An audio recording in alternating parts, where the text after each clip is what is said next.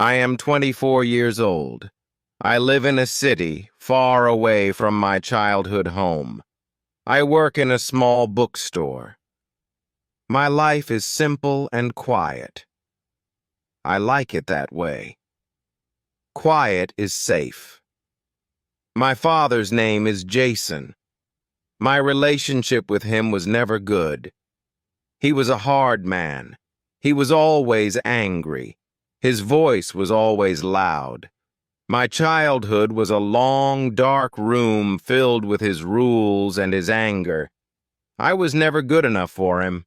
My grades were not high enough. I grew up believing love had conditions, and I could never meet them no matter what. My friends were not right.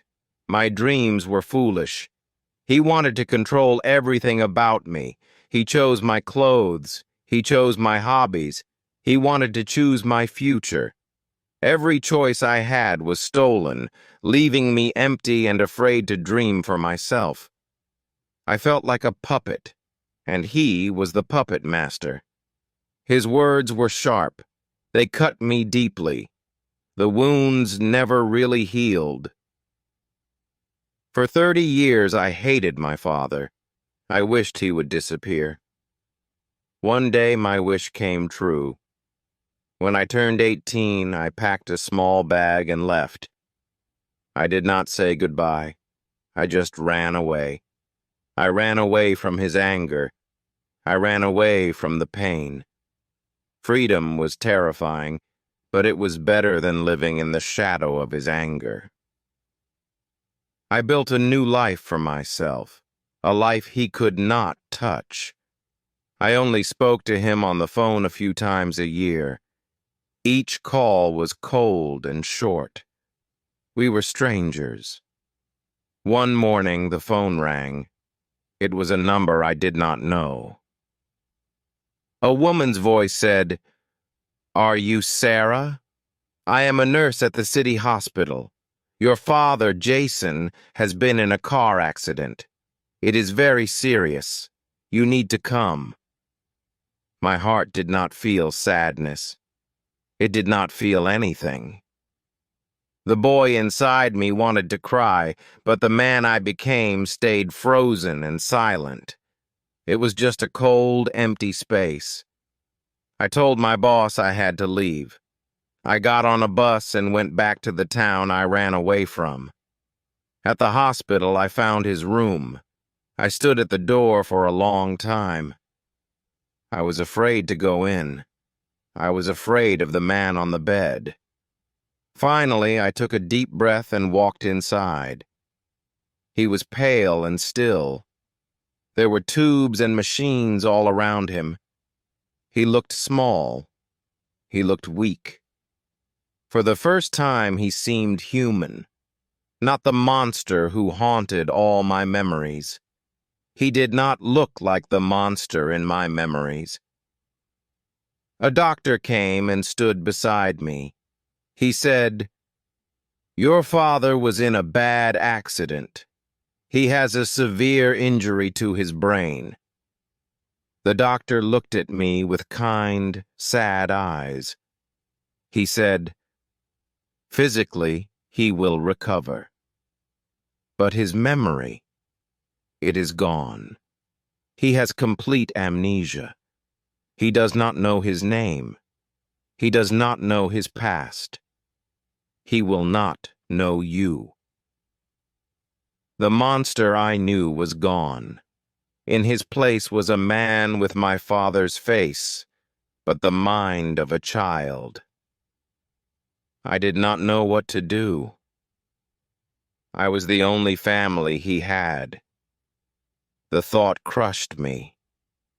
I had escaped him for years, yet fate brought him back helpless. The hospital said he could not live alone. He needed someone to take care of him. So, I took him home with me. To my small, quiet apartment, the first few weeks were strange. He was a stranger in my home. He was polite. He was quiet. He followed me around the apartment like a lost child. He asked simple questions. He said, "What is this?" Pointing to a toaster. He said, "What is my name?" I said, "Your name is Jason." He repeated the name slowly, as if it was a new word. One day he looked at me and asked, "Who are you?" My throat felt tight. I said, "I am Sarah. I am your daughter." Hearing myself say those words out loud felt unreal, as if I was speaking for someone else. He looked at me with confusion in his eyes. He said, "I have a daughter?" It was like a knife twisting in my heart.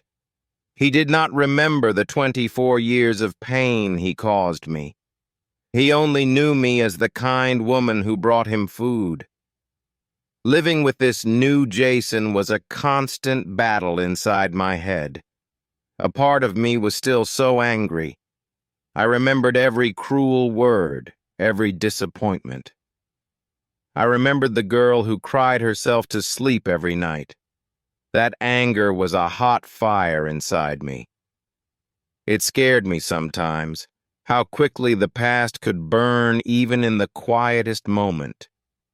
But the man in front of me was not the man from my past. This Jason was gentle. He never raised his voice.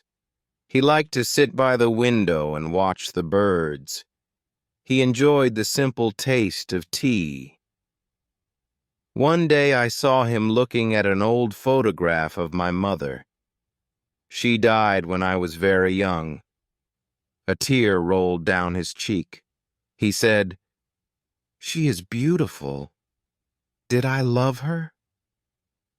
I saw real sadness in his eyes.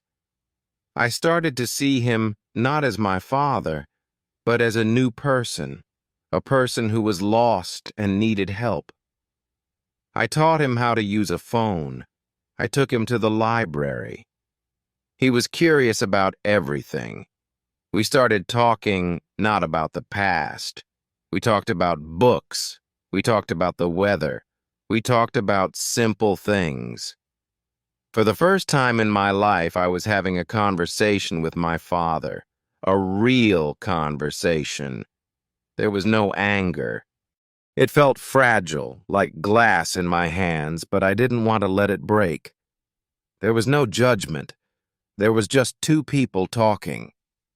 It was a strange and beautiful feeling, but my heart was still divided. How could I forgive him? He destroyed my childhood. He made me feel worthless. But he did not remember any of it. Was it fair to hate a man for things he could not remember? Was this man even the same person? One evening he came to me. He looked sad. He said, "Sarah, I try to remember. I try to remember being your father. But there is nothing. Just a big, black, empty space." He looked at me, and his eyes were full of sorrow. He said, "I feel like I was not a good person." His words pierced me, because for the first time I saw regret where cruelty once lived. Was I a good father to you? I looked at this broken man, this man who was a stranger. I saw the pain of his past in the lines on his face, even if he did not know what caused them. I had a choice. I could tell him the truth. I could tell him he was a monster. I could fill his empty mind with all the pain he gave me. Or I could let it go. I could give him a new past. I could give us a new future. The decision felt like standing on a cliff, one step leading to healing, the other to ruin. It was the hardest decision of my life. I had to kill the memory of the man who hurt me. I had to bury 30 years of pain. Letting go wasn't weakness. It was survival, a way to finally reclaim the pieces of myself. I took a breath. I looked into his eyes.